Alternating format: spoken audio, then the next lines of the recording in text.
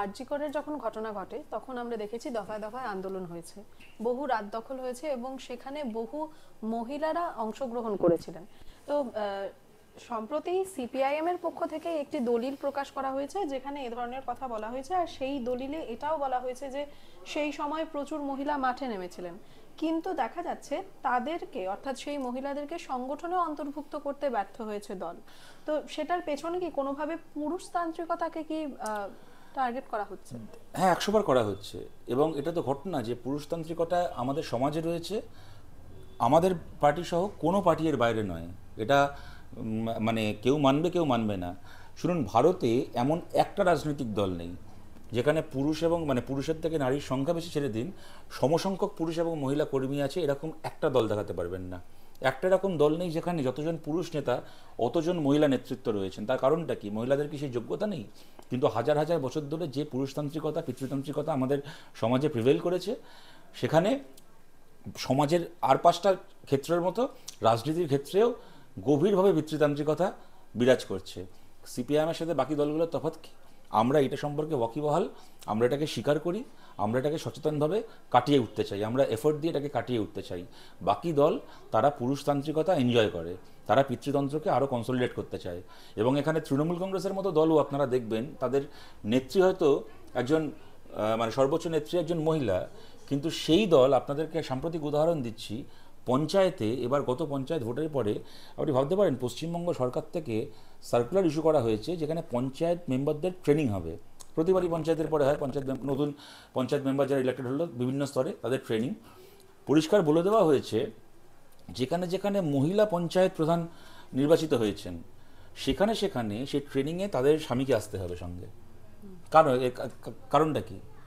এই পঞ্চায়েত স্তরে পুরসভা স্তরে মহিলা রিজার্ভেশন করেছিল বামফ্রন্ট সরকার, যা ভারতে কেউ কোনোদিন কল্পনা করতে পারেনি। প্রথম হয়েছিল পশ্চিমবাংলায় পঞ্চায়েত পুরসভায় 33% মহিলা রিজার্ভেশন, 1/3 মহিলা রিজার্ভেশন। বামপন্থীরা যে মহিলাকে, তিনি খালি ঘরে বসে রান্না করবেন কেন, বাচ্চা মানুষ করবেন কেন, তিনি সমাজ চালাবেন, দেশ চালাবেন, পঞ্চায়েত পুরসভা চালাবেন, নেতৃত্ব দেবেন। বামফ্রন্ট সরকার যে এম্পাওয়ারমেন্ট করতে চেয়েছিল, আজকে নতুন করে সেই মহিলার নাম করে আলটিমেটলি তার স্বামী হচ্ছে পঞ্চায়েত প্রধানের স্বামী হিসেবে, পঞ্চায়েতপতি হিসেবে কি প্রধানপতি হিসেবে পঞ্চায়েত চালাবে। বিহার ইউপিতে যে সিস্টেম আছে সেই সিস্টেম বাংলায় ফিরিয়ে আনছেন। আপনি গোটা কলকাতা বলুন, গোটা পশ্চিমবাংলা বলুন, দেখুন তো বিভিন্ন মিউনিসিপ্যালিটি মহিলা দেখুন, এগুলো বলতে খারাপ লাগে কিন্তু এগুলোকে নিয়ে কথা হওয়া জরুরি। আজকে আপনি বেশিরভাগ জায়গায় দেখবেন যেখানে যেখানে মহিলা রিজার্ভ রয়েছে সিটগুলো, তৃণমূলের যে কাউন্সিলর কি পঞ্চায়েত মেম্বার একদিন ওখানে নির্বাচিত ছিল, সিটটা মহিলা রিজার্ভ হয়ে গেছে বলে তার জায়গায় তার স্ত্রী, তার হচ্ছে বোন, তার ছেলের বউ, তারা হচ্ছে এখন প্রার্থী হয়েছে। কেন? ওই ওয়ার্ডে কি ওই বুথে তৃণমূলের যিনি মহিলা কর্মী আছেন তিনি কেন প্রার্থী হবেন না? আজকে যে পুরুষ ওখানে মেম্বার ছিল একদিন, রিজার্ভেশনের পরে যদি তার বদলে তার বউকে মেম্বার করে দেওয়া হয় খালি তার বউ হওয়ার সুবাদে, এবং সেই বকলমে সেই ওয়ার্ড চালায়, তাহলে মানেটা কি হলো রিজার্ভেশনের? সত্যিকারের যে মহিলা কর্মী যোগ্য তিনি তো এই সুযোগটা পাচ্ছেন না। তার দলে তো নামেই বলতে ভালো লাগে যে আমাদের দলের সর্বোচ্চ নেত্রী যে মহিলা, কিন্তু মহিলাদের প্রতি সেই দলের এই মনোভাব। সুতরাং 100বার পিতৃতান্ত্রিকতা পুরুষতান্ত্রিকতা রাজনীতিতে আছে, প্রতিটা রাজনৈতিক দলে আছে। সিপিআইএম সচেতনভাবে এটাকে কাটিয়ে উঠতে চায়। বামেদের অনুষ্ঠানে বাংলাদেশের গায়িকা রেজওয়ানা চৌধুরী অর্থাৎ বন্যা, আমি দেখলাম এটাকে নিয়ে কালকে বিজেপির এক নেতা কৌস্তব বাগচি অনেক কিছু লেখালেখি। রেজওয়ানা চৌধুরী বন্যা যে ভারতে গান গাইছেন, ভিসাটা কি মোহাম্মদ সেলিম আলিমুদ্দিন স্ট্রিট থেকে ইস্যু করেছিল? রেজওয়ানা চৌধুরীকে কি বাংলাদেশের কোনো শিল্পীকে ভারতে অনুষ্ঠান করার আর্টিস্ট ভিসাটা মোদী সরকার ইস্যু করেছে? তো অন্য কেউ করেনি তো। মানে দুটো দেশের মধ্যে সম্পর্কে সেখানে শিল্পীদের অবাধ যাতায়াত থেকে শুরু করে মানে একদিকে যারা যখন ঘৃণার এজেন্ট যারা তাদের দাপাদাপি বাড়ছে, অপরদিকে মানুষে মানুষে সম্প্রীতি সৌহার্দ্য বন্ধুত্বের কারিগর যারা, সেটি শিল্পী হতে পারেন, খেলোয়াড় হতে পারেন, বা যে কেউ হতে পারে, শিক্ষাবিদ হতে পারেন, মানে এইগুলো বোঝার মতো বোধ বিজেপির কোনো নেতা থাকবে না, এইটুকু আমরা জানি। মানে এরা চিরকালই ঘৃণা ব্যবসায়ী। কিন্তু যেটা আমাদেরকে প্রশ্ন করতে হবে যে এই যে ওদের এই যে বারবার করে এই ন্যারেটিভটা নির্লজ্জের মতো করার চেষ্টা করে, কোথাকায় একটা কলকাতায় একটা নার্সিংহোম তারা ঘোষণা করলো যে আমরা আর বাংলাদেশের পেশেন্টকে এখন দেখবো না। পরে খোঁজ নিয়ে জানলাম ওটা সজল ঘোষের নার্সিংহোম, বিজেপির। ও জীবনে কোনোদিন এই নার্সিংহোমে কোনো বাংলাদেশের পেশেন্ট বেড়াতেও যায়নি আজ অব্দি। সত্যি সত্যি বাংলাদেশের পেশেন্টরা যে হাসপাতালে চিকিৎসা করায় কলকাতার, সেই হাসপাতাল কোনোদিনই কথা বলবে না। কেননা জানবেন যে বাংলাদেশ থেকে কোনো পেশেন্ট ভারতে চিকিৎসা করতে আসছে মানে একদিকে যেমন সে উপকৃত হচ্ছে, তেমন ভারতের হাসপাতালের ব্যবসা হচ্ছে, ভারতের হোটেলের ব্যবসা হচ্ছে, ভারতের পরিবহনের ব্যবসা হচ্ছে, ভারত সরকারের ফরেন এক্সচেঞ্জ আর্নিং হচ্ছে। অতএব এটা একটা মিউচুয়াল ইন্টারেস্ট, এখানে কোনো এক পক্ষের ইন্টারেস্ট নয়, প্রথম কথা। দ্বিতীয় কথা হচ্ছে আমাকে মানে আদানি বাংলাদেশে বিদ্যুৎ সাপ্লাই করবে, আদানি কিন্তু বাংলাদেশে বিদ্যুৎ বিক্রি করা বন্ধ করেনি, কিন্তু আমাকে আপনাকে বাংলাদেশের মানুষের সঙ্গে সম্পর্ক ছিন্ন করে প্রমাণ করতে হবে আমি আপনি কত বড় দেশপ্রেমী। কেন হবে বলুন তো? সবসময় আদানি ব্যবসা করবে মোদির কোলে বসে, আর আমাকে আপনাকে দেশপ্রেম বারবার করে প্রমাণ করতে হবে?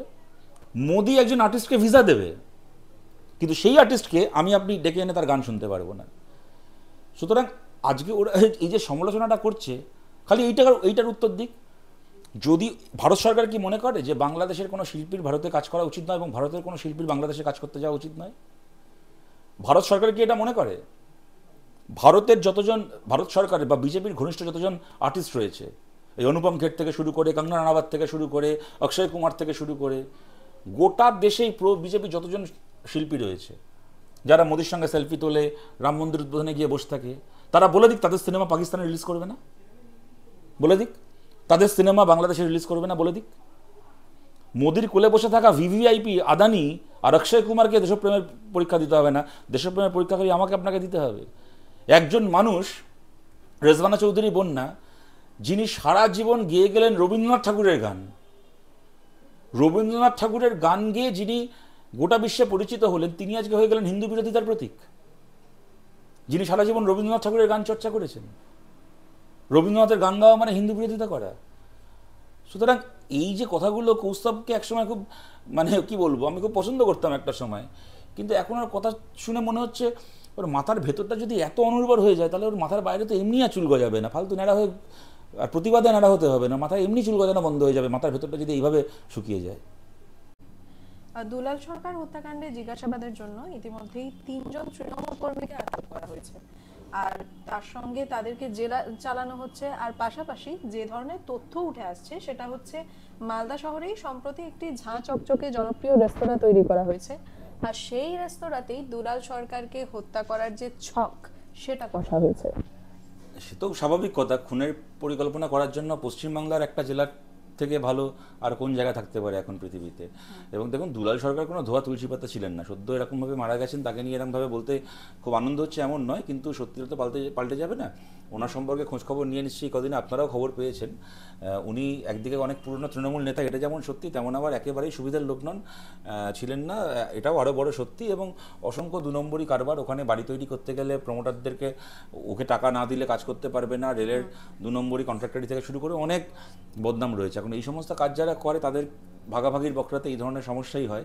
এবং যেটা বললেন যে তৃণমূল কর্মীদেরকে যেটা করা হচ্ছে, স্বাভাবিক কথা। দেখুন, একজন তৃণমূলের নেতাকে এরকমভাবে মেরে ফেলা হলো, তার আগে দেখলাম কলকাতাতে তৃণমূলের একজন কাউন্সিলরকে মারার জন্য কতগুলো লোক এসে গুলি চললো না বলে, নাহলে ওনারা ওই দিন মামাটি মানুষ হয়ে যাচ্ছিল। এখন কিন্তু এইগুলো করতে গিয়ে যেটা হচ্ছে, আপনি একটা ঘটনাতে দেখতে পাবেন না, এমনকি তৃণমূলের নেতা নেত্রীরা বিরোধীদের বিরুদ্ধে কোনো অভিযোগ পর্যন্ত করতে পারছেন। রাজনীতিতে আমরা অনেক সময় জানি যে মিথ্যে জেনেও বিরোধীদের বিরুদ্ধে অনেকে অভিযোগ করে, কিন্তু এখানে বিরোধীদের বিরুদ্ধে অভিযোগটুকু পর্যন্ত তৃণমূলের নেতারা করতে পারছেন না। একেবারে অভিষেক ব্যানার্জি থেকে শুরু করে মমতা ব্যানার্জি, সবাই এক কথায়, কি সুশান্ত ঘোষের সময় তিনি নিজে এক কথায় বলে দিচ্ছেন যে এর পেছনে দলের ইকুয়েশন কাজ করছে। এবং আপনাদেরকে এটাও বলছি যে দুলাল সরকারকে কারা আলটিমেটলি মারলো, কোথাকার বিহারের কোন গুন্ডা, তার তো আর নিজের কোনো শত্রুতা ছিল না, তাকে দিয়ে কে খুন করালো জানা যাবে না। তার যেমন সুশান্ত ঘোষকে মারতে অ্যাকচুয়ালি কারা পাঠিয়েছিল আজ অব্দি আমরা কেউ জানতে পারলাম না, এবং জানতে পারবও না কোনোদিন। ওগুলো কিন্তু তৃণমূলের ভেতরের পাপ তৃণমূলের ভেতরেই থেকে যাবে, কেননা এটা একেবারে তৃণমূলের ভেতরে একটা ক্রিমিনাল র্যাকেটের মধ্যে যেরকম হয়, আগে আমরা হিন্দি সিনেমায় দেখতাম, এখন তৃণমূলের ভেতরে একটা মাফিয়াদের একটা কার্টেল হচ্ছে তৃণমূল কংগ্রেস। নিজেদের বকরার ঝামেলা নিয়ে মারামারি, খুনোখুনি, ও জীবনে আপনি জানতে পারবো না খুনটা অ্যাকচুয়ালি কোন তৃণমূল নেতা করেছে। যে তৃণমূল নেতা হয়তো খুনটা করিয়েছে, সেই দেখবেন কদিন পরে দুলাল সরকারের স্মরণ সভায় মঞ্চে দাঁড়িয়ে ওর হয়ে ভাষণ দেবে, হচ্ছে হ্যাঁ ওকে স্মরণ করে ভালো ভালো কথা বলবে। সুতরাং এগুলো দেখে দেখে ঘেন্না ধরে গেছে এগুলো। সম্প্রতি পার্ক সার্কাসে একটি অনুষ্ঠান আয়োজিত হয়েছিল, যেখানে সংখ্যালঘুদেরকে নিয়ে বহু কথা বলেছেন গ্রন্থাগার মন্ত্রী সিদ্দিকুল্লাহ চৌধুরী। তার পাশাপাশি তিনি এটাও বলেছেন যে তিনি বা সংখ্যালঘুরা যে ধরনের এফার্ট দিয়েছেন সেটার মূল্য রাজ্য সরকার আদৌ দিতে পারবে কিনা তা নিয়ে তিনি সন্দেহ প্রকাশ করেছেন। রাজ্য সরকার সংখ্যালঘু সমাজকে মূল্য দিতে পারবে না, কিন্তু সিদ্দিকুল্লাহদেরকে ওদের মূল্য দিয়ে দিয়েছে তো, তাহলেই হবে। ওরা তো নিজের মূল্য বুঝে নেওয়ার জন্য এই সমস্ত করেছে। নাহলে এটা কোনোদিন হতে পারে যে একটা গণতান্ত্রিক দেশে কেউ একটা সরকারের মন্ত্রী কেউ বলবে আমি সংখ্যালঘু নেতা, একজন বলবে যে আমি সংখ্যাগুরু নেতা, আমি হিন্দুদের নেতা, আমি মুসলমানদের নেতা।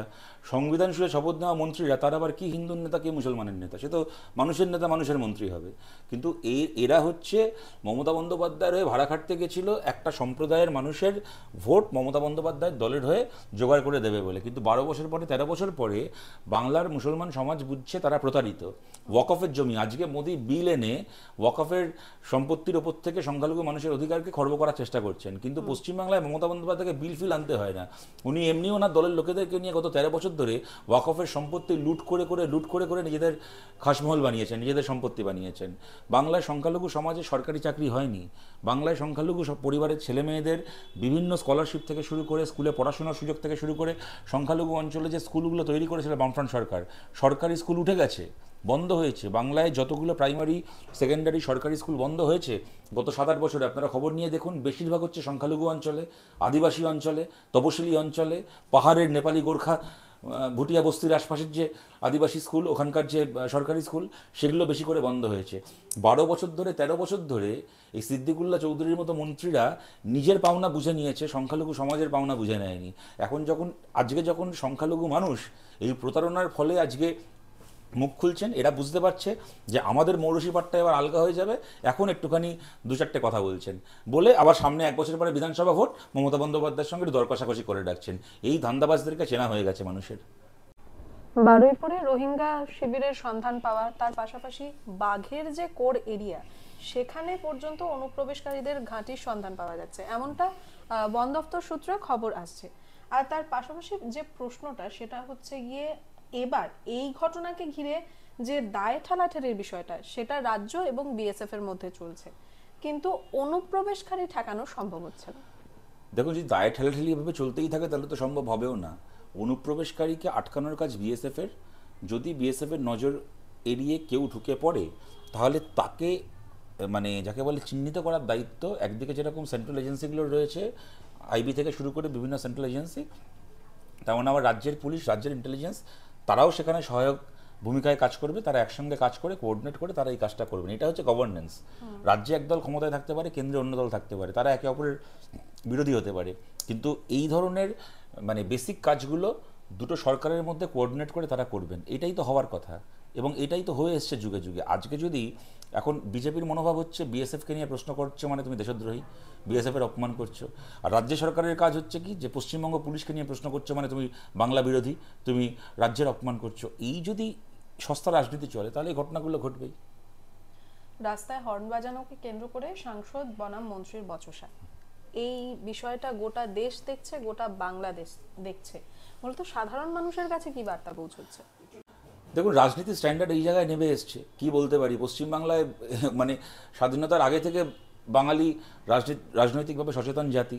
বাঙালির রাজনীতি চেতনা মানে কি, বাঙালি কত কী না বিষয়, তার শিক্ষানীতি কী হবে, সামরিক নীতি কী হবে, স্বাস্থ্যনীতি কী হবে থেকে শুরু করে অর্থনৈতিক নীতি কী হবে, এইগুলোকে নিয়ে বিতর্ক করতো। বিধান রায়ের সঙ্গে জ্যোতি বসুর বিতর্ক, পরবর্তীকালে জ্যোতি বসুর সঙ্গে বুদ্ধদেব ভট্টাচার্যের সঙ্গে উল্টো দিকে মনে করুন কখনো সিদ্ধার্থ শঙ্কর রায়, কখনো মমতা বন্দ্যোপাধ্যায়, কখনো প্রিয়রঞ্জন দাসমুন্সী, তাদের বিতর্ক। এগুলো মানে কি বলবো, মানে একসময় রাজনীতির ছাত্রদেরকে, পলিটিক্যাল সায়েন্সের ছাত্রদেরকে পড়ানো হতো, শেখানো হতো, সেগুলো ছিল স্টেটসম্যান লাইক ডিবেট। আর এখন রাজনৈতিক বিতর্ক স্তর এই জায়গায় নেমে এসছে যে এ ওকে জিজ্ঞেস করছে তুই আমাকে অমুকের বাচ্চা বলেছিস কেন, আর সে তাকে পাল্টা বলছে যে তুমি কি খেয়ে আমার সাথে এরকমভাবে টলতে টলতে কথা বলছিলে। এই হচ্ছে মানে কি বলবো, মানুষের ভোটে নির্বাচিত 2 জনপ্রতিনিধির মধ্যেকার পলিটিক্যাল ডিসকোর্স, রাজনৈতিক আলোচনা বা রাজনৈতিক বিতর্কের বিষয়। এগুলোকে দেখলে দেখুন আমাদের ঘেন্না ছাড়া কিছু করার নেই। কিন্তু এই ক্রাইসিস খালি রাজনীতি নয়, এটা সমাজের ক্রাইসিস। একেবারে এই দুটো নোংরা দলকে ইরাডিকেট না করলে সমাজ থেকে, এই দুটো দলকে সমাজ থেকে একদম মুছে দিয়ে একটা শুভ শক্তিকে, এবং মানে বিভিন্ন দলের মধ্যে আছেন যে ভালো মানুষেরা, তাদেরকে একসঙ্গে চালিকা শক্তি না করলে সত্যিই এর থেকে কোনো মুক্তি নেই, এবং এখান থেকে স্তরটারও নিচেই যাবে, ভালো ওপরের দিকে আর যাবে না, ভালো হবে না। বাংলাদেশে একই উত্তপ্ত পরিস্থিতি চলছে, আর তার মধ্যে ইতিমধ্যেই যে বিষয়টা মাথাচাড়া দিয়েছে সেটা হচ্ছে এই জাল পাসপোর্টের যে চক্রটা। আর দেখা গেছে সম্প্রতি মনোজ গুপ্ত এবং ধীরেন ঘোষ বলে দুই ব্যক্তিকে গ্রেফতার করা হয়েছে। আর এবার বাংলাদেশের লিটনের সন্ধানে নেমেছে প্রশাসন।